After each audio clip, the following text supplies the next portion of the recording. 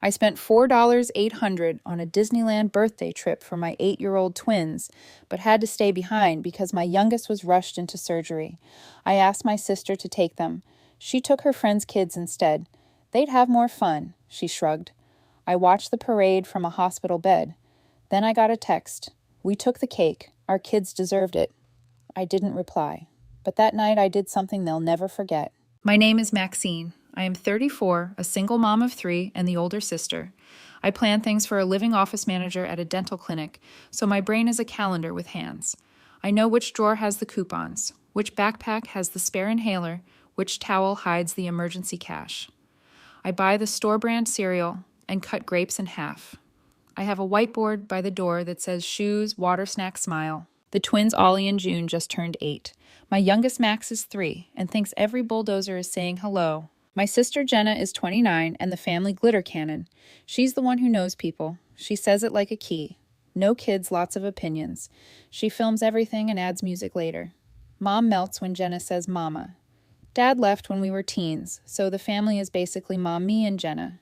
Figuring things out, which somehow always means I pay and Jenna posts. We were in Mom's kitchen the Sunday before the trip. Countertop mission control, printer humming, color-coded lanyards, Ziplocs of gummies, 2 small suitcases with patches the twins ironed on themselves. Max lined up his dinosaurs on the windowsill like they were guarding the bird feeder. Okay, I said, doing my out-loud checklist because it calms me. Flights, hotel park tickets, parade dining package pins for trading matching shirts in case we lose each other. Vibes, Jenna cut in, perched on the counter in an oversized sweatshirt. We're going full vibes. Mom had her binder with tabs. She swears she invented binders. I let her. Your email had a lot of links, she said. I got the gist. That's why there's a spreadsheet, I said, tapping the laptop. If my phone dies, the world still spins. Jenna took a selfie with my lanyards blurred in the background. My friend Kira's kids love Disney. If there's room, we could add them. Content would go crazy. It's the twins' birthday, I said. Let's keep it small. Small. She waved at my neatly packed pile.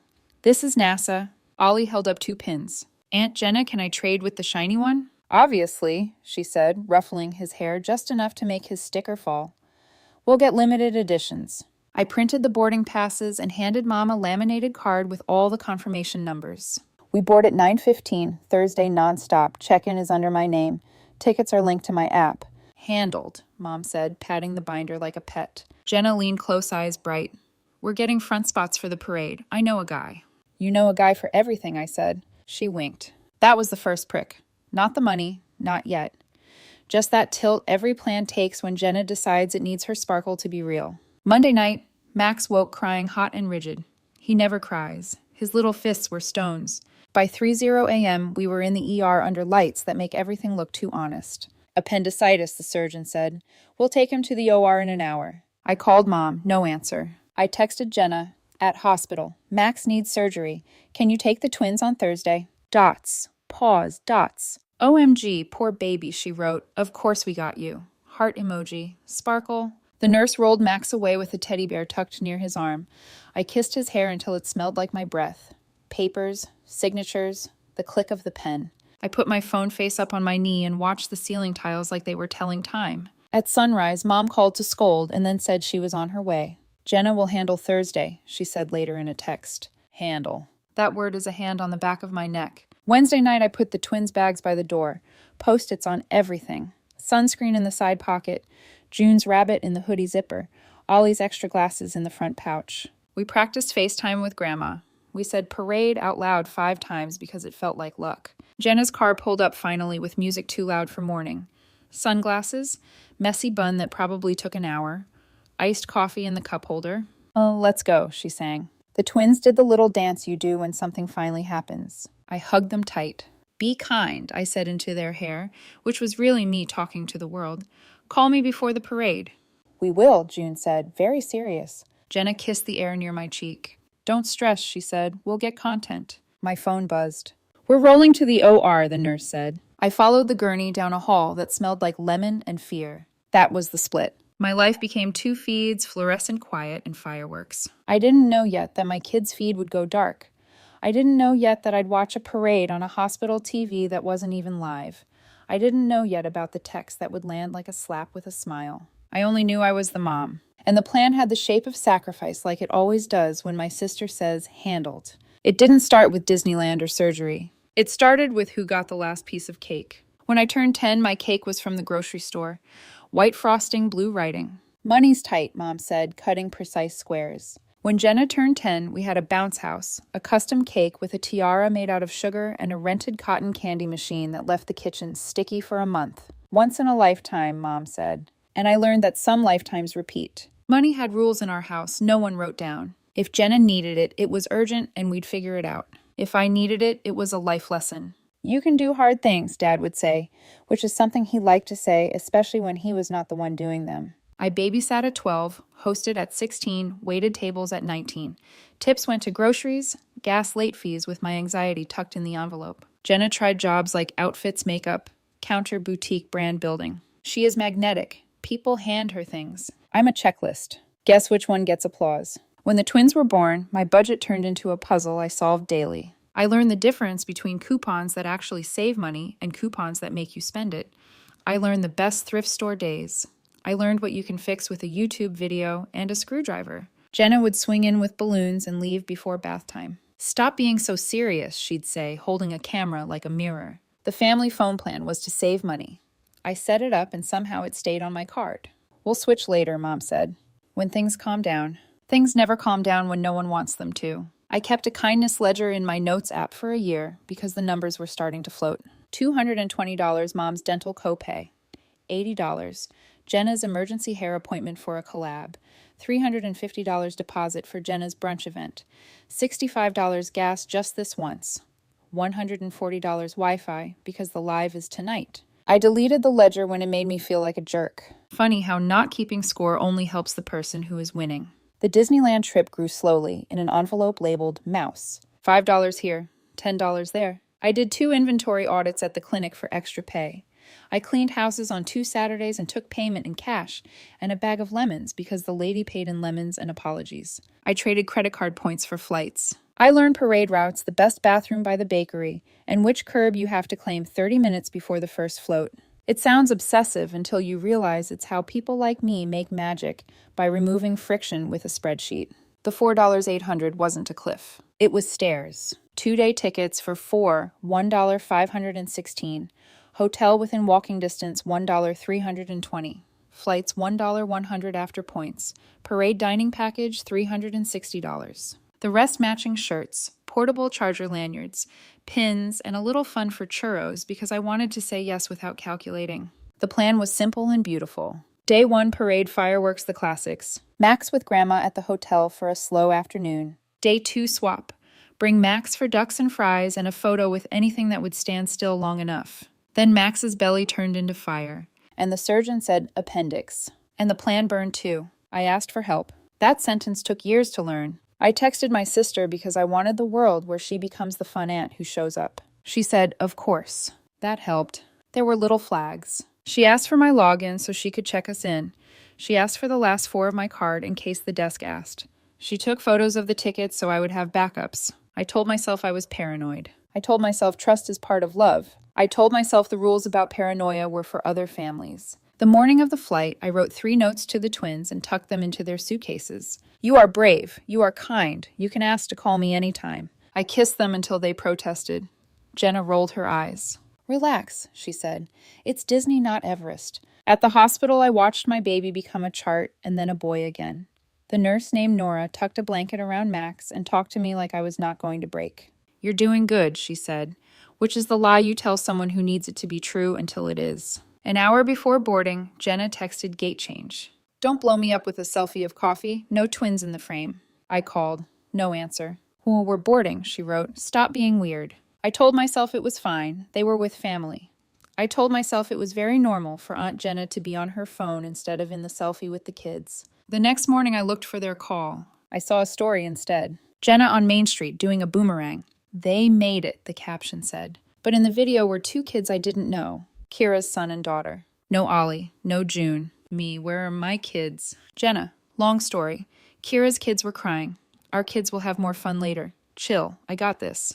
Our kids. I typed bring them and deleted it. I typed it again and sent it. She sent a selfie with a Mickey bar. Don't be negative on their special day. She wrote that at 3:00 p.m. The hospital TV played an old parade on some off-brand channel. I watched a dated float glide by and pretended it was live. Max slept with a dinosaur under his hand. The nurse brought me a cafeteria cupcake with a plastic ring stuck on top and said it was against the rules to light a candle, so we pretended. I swallowed the frosting like it was medicine, then the text. We took the cake. Our kids deserved it. I flipped the phone over and stared at the white sheet. It looked like snow and felt like heat.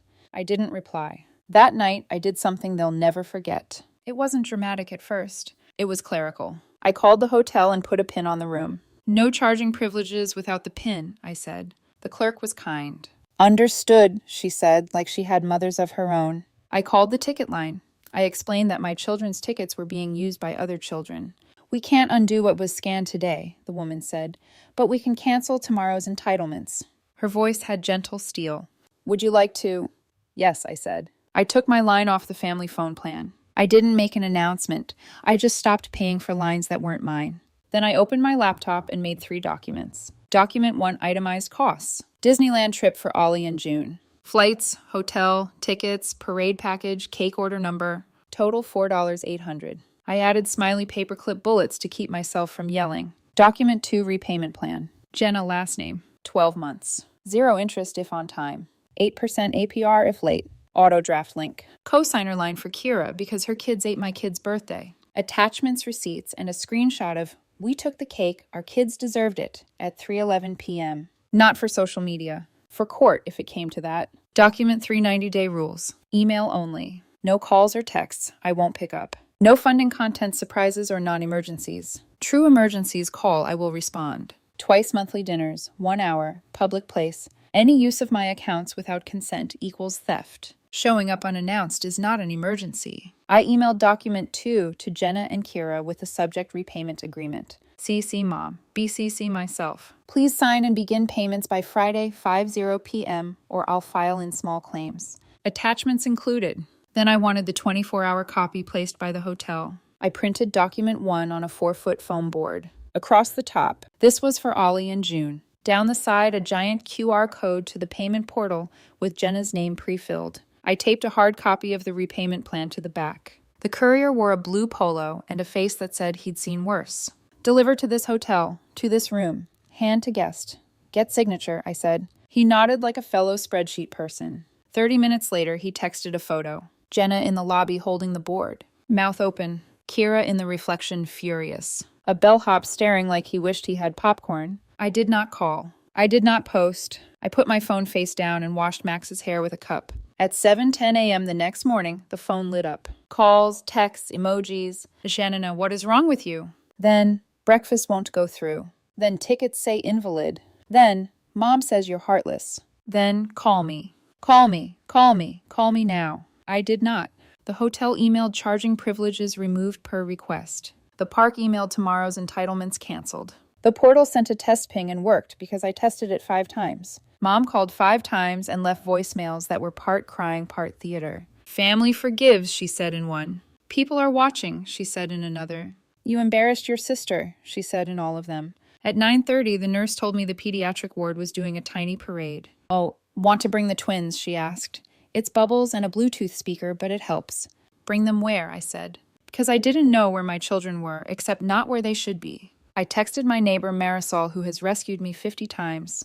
Can you get the twins from Mom's and bring them to the hospital? She did. No speech. Just action. The twins walked in with paper crowns the nurse made. We did a parade with a stuffed character on an IV pole and a bubble machine that left circles on the floor. Ollie shook a plastic maraca. June cried and cried again. Max waved at a mop and said, hi. After we ate cafeteria brownies with plastic forks and the cupcake, Nora found the twins' shoulders dropped. I felt the plan I didn't make holding. At noon, a DocuSign ping. Repayment agreement signed by Jenna. 1 minute later, co-signed by Kira. Another ping. Payment 1/12 initiated for $100. Not the whole, but a line that held, Jenna emailed. Turn the tickets back on for tomorrow. Please, we'll pay. I typed, deleted, typed. A no, I wrote. Go home. I'll take my kids when Max heals. You're cruel, she replied. This isn't about revenge, I wrote back. This is about closure. Then I put my phone away and held my son's hand while he slept. The machine kept trying to pull me back. Mom wrote emails that read like sermons. Honor thy family, she wrote. Don't hold money over people's heads. I replied once a day 2 sentences. Email only. Dinner's Thursdays at 6 if you want to talk like people. Dad texted from a number I didn't recognize. Bad look. I wrote back. My kids didn't go on their birthday trip. That's the look. Kira sent paragraphs about, the kids were excited. You put us in a bad position. You could have been gracious. I sent a single photo. My twins on a hospital bed under paper stars. Subject my position. Max came home with a scar small enough to disappear and big enough to change me. And no running, no climbing, the paper said. He nodded solemnly, then forgot, then remembered. The twins built him a fort on the couch and called it Recovery Castle. We ate a cake I bought with my money that tasted like quiet. I opened my budget like a chest and moved lines like organs. Passwords changed. 2-factor moved to an authenticator app. Every login Jenna ever touched burned to the ground and rebuilt. Family phone plan closed my line only. Streaming services canceled, then restarted with new emails. It took 2 hours and felt like mopping up a leak I had been calling weather. I wrote an email titled 90 Days Expectations to Jenna and Mom. Repeated the rules. Added one. Showing up at my home without texting is not okay. If you call a welfare check because I didn't answer the door, I will not open it and I will not speak to you for 30 days. Send, Marisol texted. Proud of you. I wrote back, I feel like I jumped off a porch. And she wrote, you'll land. And I believed her because she is a person who says only true things. By Thursday, the family chat had shifted from how dare you to here's a casserole recipe. That's how you know a storm is moving. I didn't unmute it. I like silence now. Payments hit on time. I forwarded the receipt with thank you. Jenna replied with a single dot, which in our family is the apology we can afford. Payment 3. Payment 4. The portal sent those neat little pings and I filed them in a folder that felt like a spine. Leo Jenna's on again texted. I'm embarrassed. I'll help. I sent him the link. He sent $100 with a note for your twins. And I had to sit down because the bar is on the floor and somehow that still moved me. The twins asked when we'd go. When Max's tummy is strong, I said. We made a paper chain with 28 links and took one off each night without tears. On day 16, Max ran 2 steps, stopped, said oops, and walked back. We put a sticker on the calendar that said great patience in June's handwriting that looked like a parade of hats. Mom asked to meet. We went to Rose's on Thursday at 6:00. 1 hour. Rules on the table like silverware. She showed up in a sweater and a face I recognized from earlier years. No binder, no speech. She ordered salad and picked out the onions. I raised you to be strong, she said. I braced. I didn't expect your strong to include saying no to me, she finished. It surprised me too, I said. We ate. We talked about normal things. Max's scar, the dentist's new assistant, who is trying too hard, the neighbor's dog. We paid and split the check right down the middle. I walked to my car and cried a bit, because I am a person who releases pressure by salt and water. Jenna went quiet for a week and then sent a photo of the 4-foot board leaning against her hallway with a plant standing next to it like a guard. I hate this, she wrote. I understand it, she added. I used the refund from the canceled day and the parade package to book a smaller, better plan for 6 weeks out.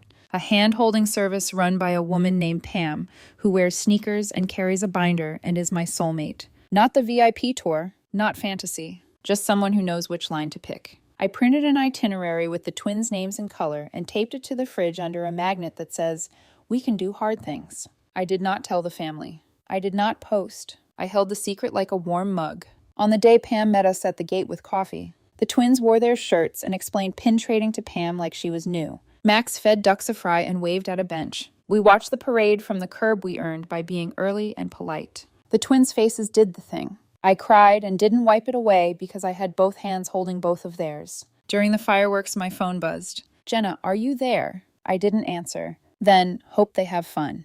That is a sentence I can live with. We came home and the house smelled like shampoo and sugar. I took the 4-foot board out of the closet and wrote paid 6/12 in green at the bottom. It was petty and also practical. I like progress, you can see. 2 days later, Mom sent a recipe for soup and a photo of her new shoes. She didn't mention honor or forgiveness. We are getting better at being people instead of roles. The court papers sat in a folder titled "In Case." I never used them. That was the point. I had a line and I had the tools to make it visible. Most people adjust when they hit something solid. 2 months later, I met Jenna at a cafe with too many plants. She wore sunglasses like a disguise and ordered water. Money is a teacher when it stops being a rumor. She spoke first. I was cruel, she said. I wanted a big story. I made your kids the cost. I'm sorry. Thank you, I said. I got a job, she added. Front desk at a real place. It's humbling. She laughed without glitter. I sold the ring light. Welcome, I said. We both smiled like sisters, not performers. She pushed an envelope across the table. Extra payment, she said. I hate the board. You'll hate it until it says December 12th, I said. Then Ollie will turn it into a volcano poster and win the district. She snorted. He will. She looked at me straight. Do you hate me? I love you, I said. I hate what you did. I'm done paying for it. We made rules we could hold. Email for money. 2 dinners a month. No surprise arrivals. No our kids, unless I'm in the room. She wrote them in her notes app like a real person learning. Mom and I do Thursdays at Rosa's and talk about soup and weather. Dad texts about tires, and I send him a coupon and he says thanks. If he tries bad luck, I ignore it. The world does not end. Here's what I won't do. I won't fund other people's fun at the cost of my children's memories. I won't confuse silence with peace. I won't answer calls that begin with, don't be negative. I won't explain a no until it sounds like a maybe. I won't let love dress up as debt. Here's what I will do. I will pay my bills first and not apologize. I will show up for hospital emergencies, not content emergencies. I will meet in public, set a timer, and leave when it dings. I will write it down, send the link, and keep the receipt. I will teach my kids that generosity without boundaries is not kindness, it's erosion. If you want a moral, it's small and true. We watched a tiny parade in a hospital and it was enough. We watched a big parade later and it was also enough. The difference was the boundary around the people who mattered. This isn't about revenge. I tell anyone who tries to make it spicy. This is about closure. Not a slammed door, a closed wallet. Not a punishment, a plan. Not a viral moment. A quiet morning where the coffee is hot, the scar is healing, and the portal pings. Payment received. My name is Maxine. I'm 34, a single mom of 3, and a person with a spine you can see now. My twins got their day. Max's scar is a little white comma that will show up in bath photos forever. Jenna owes me a few more payments, and we talk about soup and shoes and sometimes about hard things. My phone sleeps at night. The board in my closet says paid 9/12 now. It will say 12/12 soon. Then I'll scrub it clean and let Ollie tape baking soda to it and make a volcano on the kitchen table while June times it. And Max cheers for the bubbles. I thought the unforgettable thing would be the delivery of 4-foot sign in a hotel lobby. It wasn't. The unforgettable thing was realizing I don't have to light myself on fire to keep other people warm. I can buy my own matches. I can choose when to strike them. I can hold them out to 3 small hands and say, only with Mom.